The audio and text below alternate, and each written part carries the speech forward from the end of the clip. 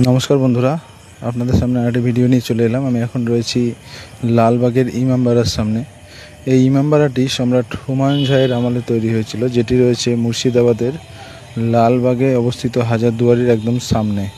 ইমামবাড়াটি আগে প্রচলিত ছিল মূলত সেনাদের থাকার জায়গা হিসেবে, অর্থাৎ এই সেনারা এই ইমামবাড়ার যে ঘরগুলো দেখছেন ছোট ছোট, সেই ঘরের মধ্যেই থাকতো।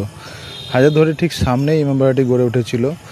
আর এই ইমামবাড়াটি খুব সুন্দরভাবে যে প্রাচীন ধাঁচ, সেই প্রাচীন ধাঁচ সারা ভারতেই লক্ষ্য করা যায়। সারা ভারতে যে কোনো জায়গাতেই যেখানে ইমামবাড়া রয়েছে, সে একই রকম ধাঁচ এখানেও লক্ষ্য করা যায় এবং খুব সুন্দর এবং খুব নিপুণ হাতের দ্বারা ইমামবাড়াটি গড়ে উঠেছিল।